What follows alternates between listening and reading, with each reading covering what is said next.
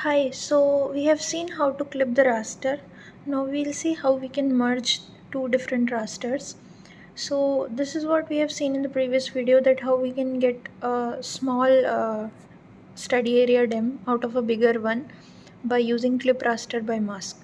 So many a times we come across situation where we have to merge different tiles, and like this in the video you can see that we have our study area covered with so many tiles, so we need to merge this one. So to merge this, how do we perform mosaic, because ultimately you want a full single tile of DEM. So we are not showing here with two different DEM tiles from USGS. We are rather clipping out our subbasin 4 and subbasin 5 DEM. So as you can see in the video, we have clipped subbasin 4 and subbasin 5 DEM, and then now we are showing how we can merge them. So the procedure is same for any other two merging. So we will see how we can merge. So to do that, what we need to do here is we will go to uh, layer properties, and we'll just check whether both are in the same projection system or not. Now in the processing toolbox I will type merge. So I will get an option in the raster menu, merge. I'll click on that. I will select the two raster layers I want to merge. So you can see they both are in the same projection system. That is important. Sometimes we can get an error because of that. Now we'll just run it, and then you can see now the tiles are merged. So this is a simple procedure. You can now uncheck the other layers. You can see they are merged. Although you can see background is there with some black values. These are the no data values. We can simply remove them by going to properties, and then we'll go to transparency, and then we'll just type additional no data value as 0. So that will help us in removing the no data values. Just apply and check. This is gone. So like this, it is a very simple procedure to merge two different tiles. Here I have shown with the example of 4 and 5 subbasin, but you can do it for a larger tiles as well. Now you can do some symbology. So you can choose like there are so many options: unique values, pseudo colors. Pseudo color will give you like one value, but in pseudo color if you go, so in unique values, here you can see there are these many unique values assigned to the elevation, but you will go to pseudo color, and then bottom you have an option mode. Divide it into equal intervals. You can give the number of classes as well, so 4 or 5. Then you can choose the interpolation method. You can assign the color code depending on what you like. So here you can choose linear or discrete. So like that, you can see it is divided into several ranges. It is useful for slope and DEM because we have a lot of range of elevation or a range of slope. Click on apply, and like that you can see. Now you can just play around. So for the remaining video you just watch. It is just that I have played with the symbology. So you can try different color combinations, the darker ones showing the higher elevation. So like that you can rotate the color wheel, and then you can just choose different colors, then OK. So you can see the darker color indicate the higher elevation, which is towards the right side of the basin. So like that we can assign different symbology. So to the whole DEM also you can repeat the same thing.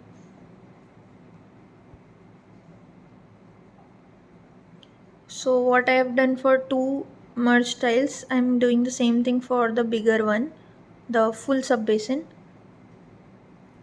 So basically unique values are much useful in LULC classification because every class represents a single feature, like one represents, let's say, water. But here unique values won't work because there will be, suppose if elevation is varying from 0 to 1500, so every value will have some one value of elevation. So like that you will have a lot of legend values. So that is of no use. That's why we divide it into equal intervals where it has a meaning that this range is belonging to this particular elevation. So like that you can do linear or discrete. Discrete will give you a range.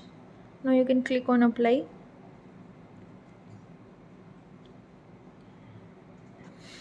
And likewise you can reduce the number of classes also. So for example, here it is 10, so I am making it to 4 with discrete and apply and OK. So you can see that there is a difference, although that shade is quite light. So you can see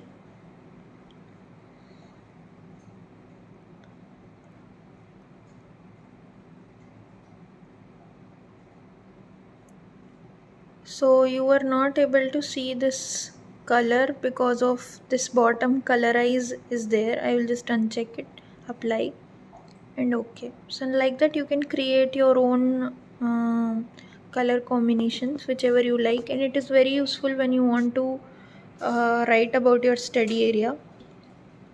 So in your reports it is useful. So you can see I'm just trying out different combinations. Like this you can try.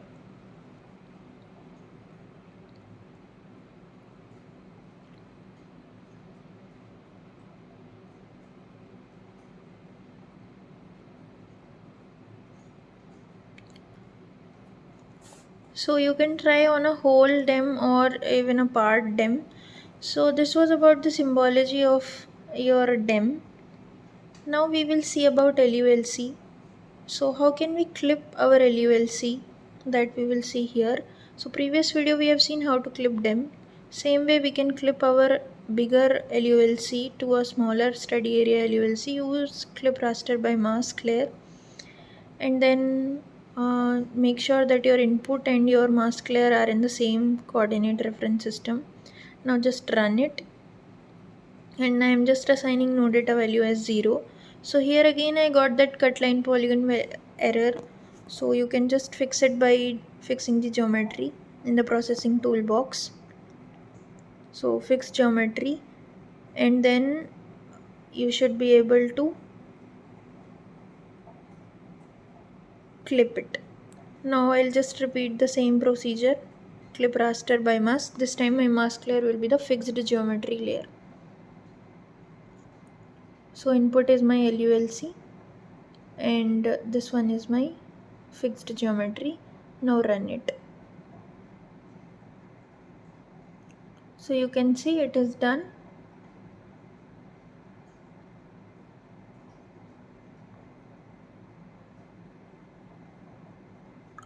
So once it is done, now you will see that in your LULC there will be several classes, because we want to know that what all classes are present. For that we need to check the description of the data, the source where we have downloaded this. Now close it. Now you can see this has a lot of values which are black. So instead of that we will just give symbology to it to know that what all classes are present. So just right click, go to properties and then symbology. You can just select unique values. Now if it doesn't appear, click on classify button. So now you can see you have all that 1, 2, 4, 5, 7, 8, 11. These are the classes that are present. So now what does 1 represent, what does 2 represent? You can check in the description as I have shown. And then you can even edit the label, which I'll just show in a while. So 9 and 10 are not present for obvious reasons. We do not have snow in that part of the region and clouds are also not there. So just double click, you should be able to edit the label. So 1 is water. Like that quickly I'm going to edit based on the description. You can assign the color as well. So you can type 1 is water, then 2 is trees or forest, then this 4 is actually flooded vegetation. So I can write FV or flooded vegetation. 5 is crops. 6 is built up area. And then 7 is my barren ground. sorry, 7 is built up and 8 is barren. Some numbers are missing, that is okay, that is how our source has been there. And now you got this LULC with 7 classes. Later we will see how we can reclassify it to less number of classes. You can export it, simply right click, export. Now remember, raster in TIFF format and vector in .shp. So this was about your LULC clip. Thank you.